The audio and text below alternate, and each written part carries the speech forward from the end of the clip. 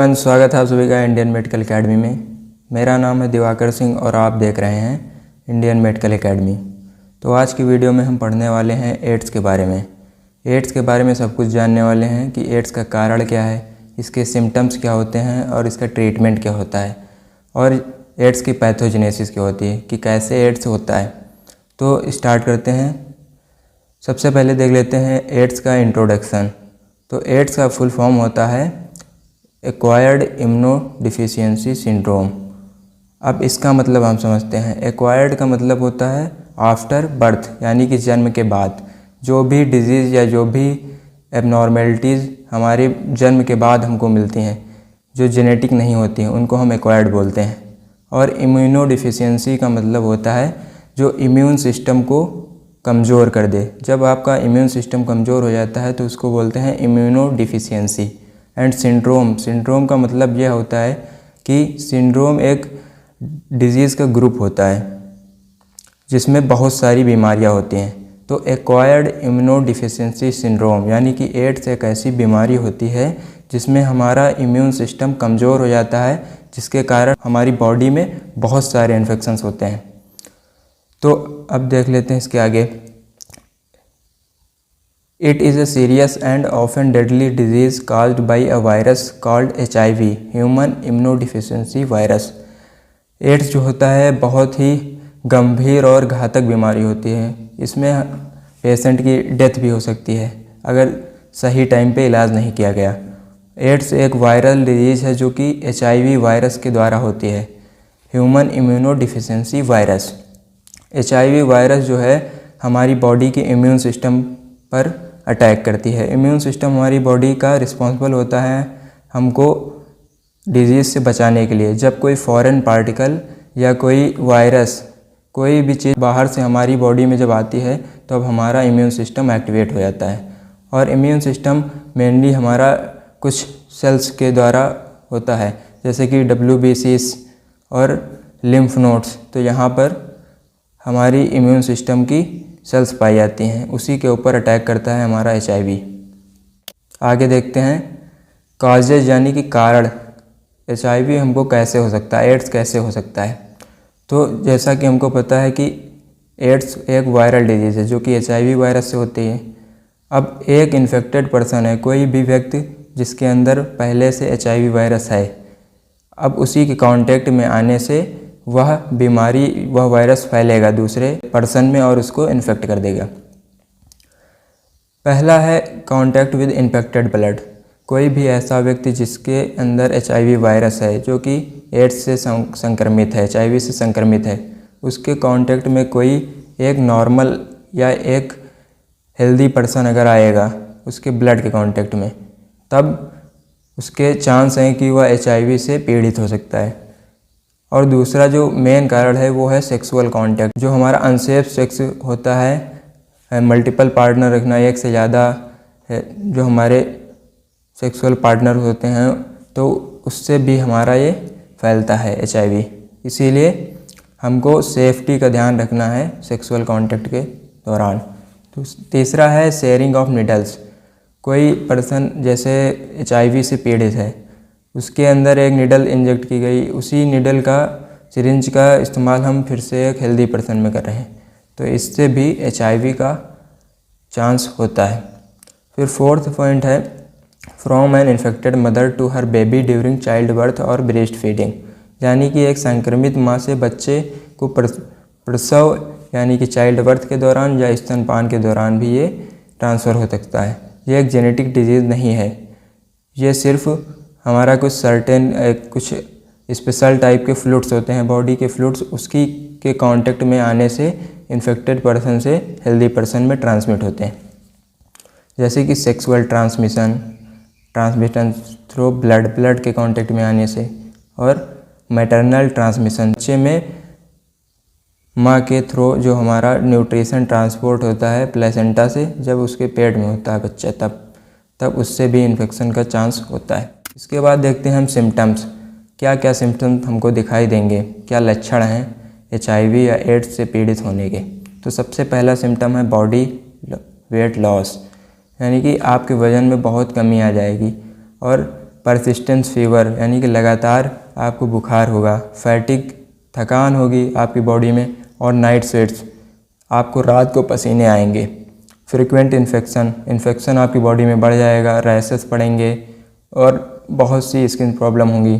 Swelling lymph node यानी कि आपके लिम्फ नोड जो होते हैं जहाँ पर हमारी WBC सेल्स पाई जाती हैं, मेनली हमारे नेक रीजन पे और हमारे डिफरेंट बॉडी पार्ट्स पे होते हैं, तो वहाँ पर सूजन आ जाएगी, हाथ में पसीना आएगा, मुंह में छाले भी होंगे, ठंड लगेगी, थकावट महसूस होगी, बुखार होगा, गले में खराश होगी, हाथ पैर और गर्दन में सूजन, और आपकी बॉडी पे जो मेन सिम्टम होता है चकत्ते आ जाते हैं। आपके प्राइवेट पार्ट पे भी रैशेस पड़ेंगे, चकत्ते आ जाएंगे, निशान पड़ेंगे वहाँ पे, और मांसपेशियों में दर्द होगी।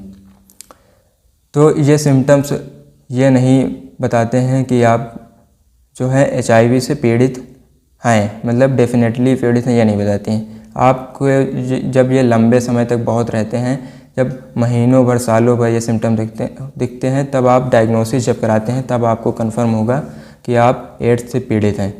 तो इसके लिए डायग्नोसिस यानी कि टेस्ट जो होते हैं वो एंटीबॉडी टेस्ट होता है और न्यूक्लिक एसिड टेस्ट होता है। एंटीबॉडी टेस्ट में एलिसा टेस्ट जो बहुत ही कॉमन टेस्ट है वो परफॉर्म किया जाता है। इसमें हमारी बॉडी में जो एंटीबॉडीज़ बनती हैं HIV वायरस के आने से, उसको डिटेक्ट किया जाता है, जिससे हमको पता चलता है कि HIV आपकी बॉडी में प्रेजेंट है।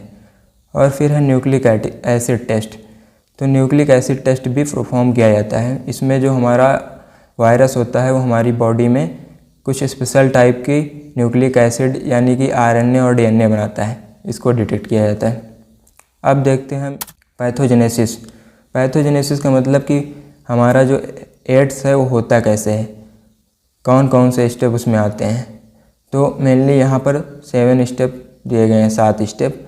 पहला इनिशियल एक्सपोजर टू HIV यानी कि HIV के प्रारंभिक जो एक इन्फेक्टेड पर्सन से दूसरे हेल्दी पर्सन में HIV वायरस ट्रांसमिट होता है, उसी को बोलते हैं इनिशियल एक्सपोजर। फिर है attachment and entry into CD4 and T sales.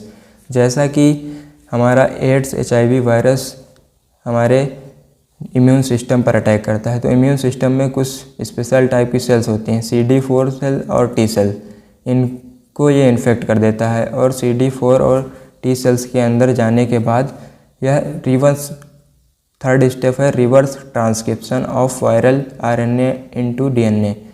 यह रिवर्स ट्रांसक्रिप्शन करता है यानी कि RNA से DNA बनाता है हमारी बॉडी में, तो इसको बोलते हैं रिवर्स ट्रांसक्रिप्शन।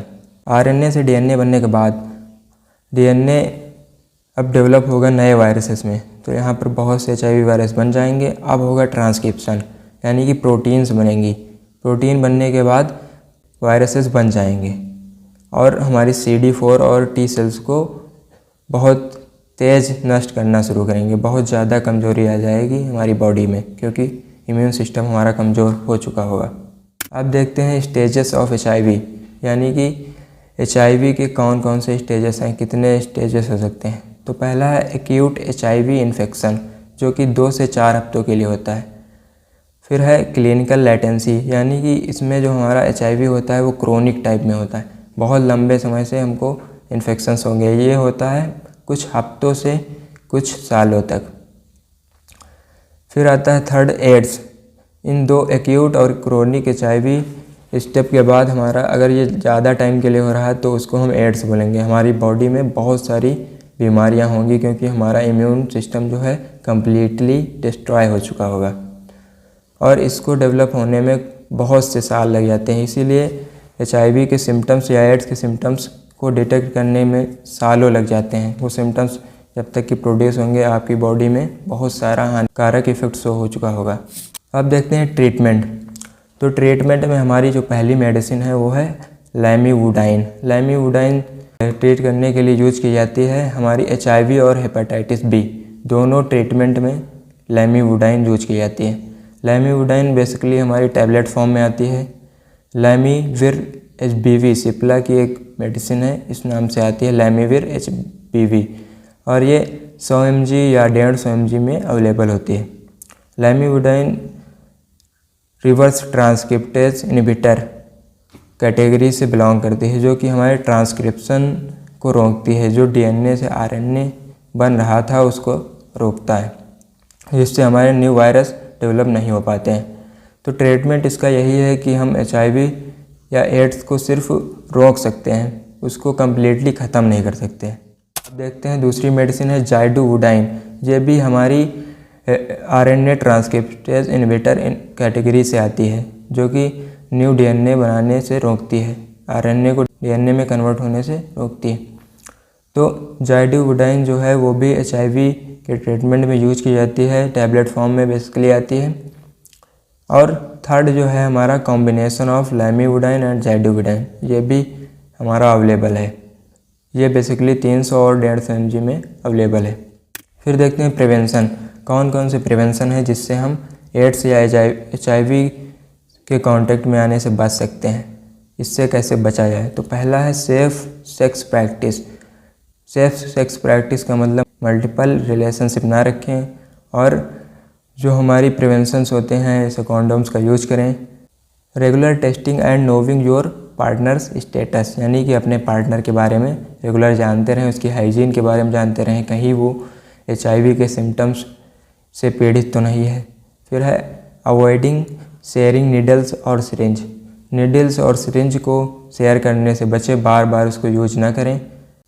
और education and awareness program. Friends thank you. अगर वीडियो पसंद आई हो तो वीडियो को लाइक करें, चैनल को सब्सक्राइब करें। मिलते हैं नेक्स्ट वीडियो में, तब तक के लिए bye bye, take care, thank you.